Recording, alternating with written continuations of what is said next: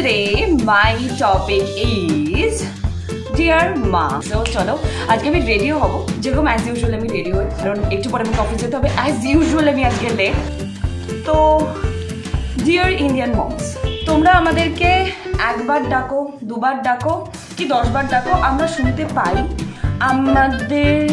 আমাদের কানে তালা পড়েনি, আমরা কানে শুনতে পাই, আমরা কালা নই।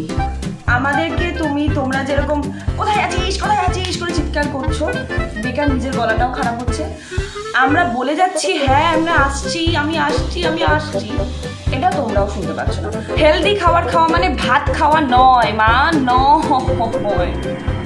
অ্যান্ড অলসো ডিয়ার মা, সবসময় অন্যের খেয়াল রাখাটা বন্ধ করো।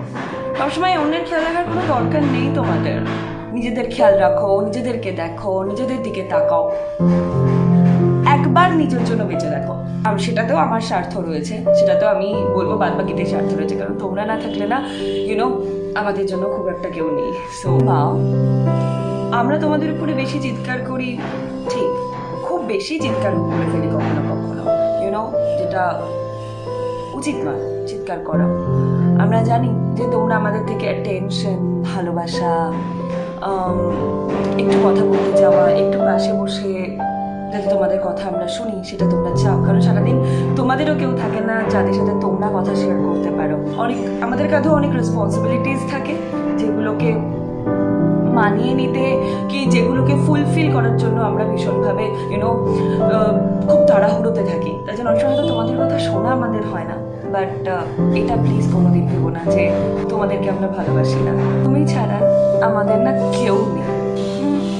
আর হ্যাঁ, নিজেদের প্রতি যত্নবান হওয়া, এই যে আমি বারবার করে বলছি সেলফ লাভ, আরেকবার নিজেদেরকে ভালোবাসো, এটার মানে কিন্তু এটা নয় যে তুমি স্বার্থপর। নো, এর থেকে এটা প্রমাণ হয় তুমি নিজের প্রতিও তুমি অন্যদের প্রতিও যত্নবান, তুমি নিজের প্রতিও যত্নবান। আর যদি তারপরেও কেউ নিজেকে স্বার্থপর বলে ভাবে, ইটস ওকে। তোমাকে স্বার্থপর বলে ভাবে, ইটস ওকে। ক্যা হ্যায়, লোকে তোরই না তোমার যখন খারাপ লাগে কারোর কথা, সেই কথার কোনো জবাব দিতে আসে? কেউ আসে না। So here I am done, here I am ready. আমার অফিসে অ্যাজ ইউজুয়াল দেরি হয়ে গেছে,